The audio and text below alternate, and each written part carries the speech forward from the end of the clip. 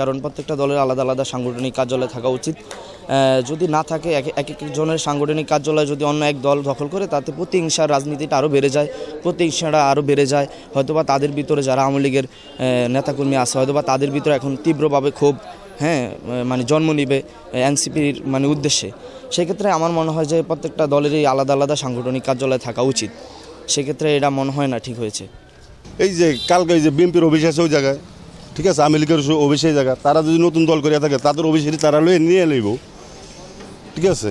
এক একজনের অফিসে তো এক একজনের দখল করা উচিত না। এটা তো ছোটোবেলা থেকেই আমরা দেখছি এটা আওয়ামী লীগের অফিস, ঠিক আছে। এখন তারা কী বাজে দখল করেছে এটা তো আমরা আর জানি না, ঠিক আছে। আমরা ছোটোবেলা থেকে যেটা আওয়ামী লীগের অফিস সেটা আওয়ামী লীগের কার্যালয় ছিল, এই পর্যন্ত আমরা জানি, বুঝছেন। ওরা এখন কী বাজে দখল করেছে ওরা জানে, আমরা তো জানি না।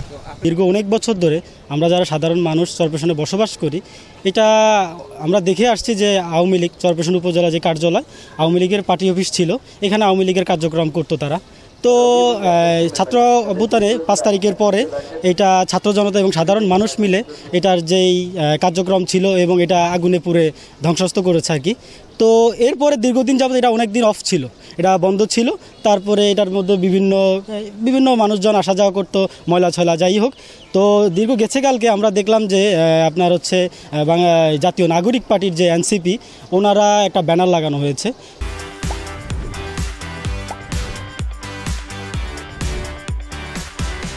তো ব্যানারটা বিভিন্নভাবে তোলপাড় হয়েছে, ভালোই চরপেশনে মানুষের কাছে ভালোই পৌঁছেছে।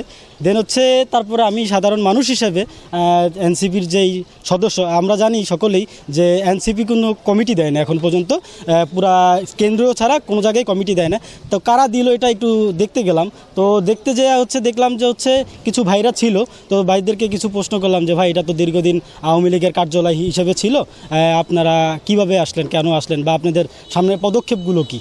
তো তারা বললো যে ভাই, এইটা আসলে আওয়ামী লীগের নিজস্ব কোনো জায়গা নয়। আওয়ামী লীগ ভবন তৈরি করেছে, আপনার কার্যক্রম করেছে, তবে এটা আমরা 32-এর মতো দুমড়ে মুচড়ে ভেঙে ফেলবো। পর্যায়ক্রমে সরকারি যে প্রসেস, ওই পেপার অনুযায়ী আমরা আবার সরকারি থেকে জিনিসটা নিয়ে নেব আর কি। এইভাবে আর কি তারা কার্যক্রম করবে, এখনও করতেছে, সামনেও ভবিষ্যতে করবে, এইসব আমাদেরকে বলেছে আর কি সাধারণ মানুষের। আওয়ামী লীগের আমলে বিএনপিটা ওটা বাণিজ্যিক কার্যালয় বানায় তারা বাণিজ্যিকভাবে ওটারে ব্যবসা করছে। এখন ক্ষমতার পালা বদলে দেখা গেছে এখন এরা আসছে, এদের অফিস নাই। এখন এনসিপি যেটা করতেছে এটা মূলত হয়েছে ওই রকম যে তাদের একটা সেবার জায়গা দরকার। তো ওরা তো এটা দখল করে নাই বা দখল করে বসে নাই, বা ওরা বলতেছে না যে আমরা দখল করতেছি। এরা সেবামূলকের জন্য এখানে বসছে, সেবা দিবে। যদি পর্যায়ক্রমে আওয়ামী লীগ আসে, আওয়ামী লীগের অফিসটা আওয়ামী লীগই পাবে, তারা তো আর দখল করে নিবে না, বা ওরা তো দখলমূলক কিছু বলতেছে না। জাস্ট ওইভাবেই আছে যে বিএনপির আওয়ামী লীগের আমলে বিএনপির দ্বারা বাণিজ্যিকভাবে ব্যবহার করছে, এখন এটা এইভাবে পরিত্যক্ত করে দিচ্ছে, এনসিপিটা ব্যবহার করতেছে। হ্যাঁ ভাই, না বললেই নয়। আমরা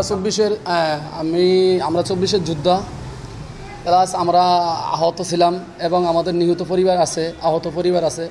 সব মিলেই আমাদের বলা জেলায় বা আমার চরপেশন থানায় অনেকগুলো আহত এবং প্লাস নিহত পরিবার আছে। কিন্তু আমরা একটা সময় তারা আমাদের কাছে আসে, তাদের যে আমরা একটা সেবা, সেই সেবামূলক কাজগুলো আমরা তাদের করতে পারি না। আমাদের এমন একটা স্থায়ী কোনো আমাদের অফিস নাই। কিন্তু আমাদের প্রশ্ন হলো যে এটা হলো একটা আওয়ামী লীগের অফিস, ঠিক আছে, এটা আওয়ামী লীগের একটা অফিস, কিন্তু এটা একটা পরিত্যক্ত অফিস। দেখেন আপনি, প্রচাপ পায়খানায় পুরো অফিসটা আবর্জনা নষ্ট হয়ে রয়েছে। তো আমরা হিসাব করলাম যে এটা একটা পরিত্যক্ত অফিস। এই অফিসটা আমরা 5 তারিখের পরে নষ্ট হওয়ার পরে দেখে যে নষ্ট হয়ে যেতে, সেটা তো আমাদের বাংলাদেশেরই, যাই হোক সে আওয়ামী লীগের অফিসই, ঠিক আছে, এটা আমরা মানি।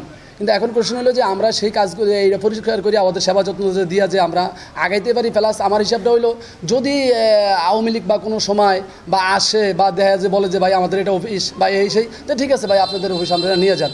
আমাদের কোনো এখানে জোরপূর্বকের কোনো কিছুই নেই ভাই। আমরা মানুষের সেবার জন্য, আমরা 24-এ গণঅভ্যুত্থানে আন্দোলন করছি মানুষের সেবামূলক কাজ করার জন্য, কিন্তু মানুষকে বিভ্রান্ত সৃষ্টি করার জন্য না, দেশে একটা খারাপ দুর্ঘটনা ঘটানোর জন্য আমরা সেই আন্দোলন আমরা করি নেই ভাই।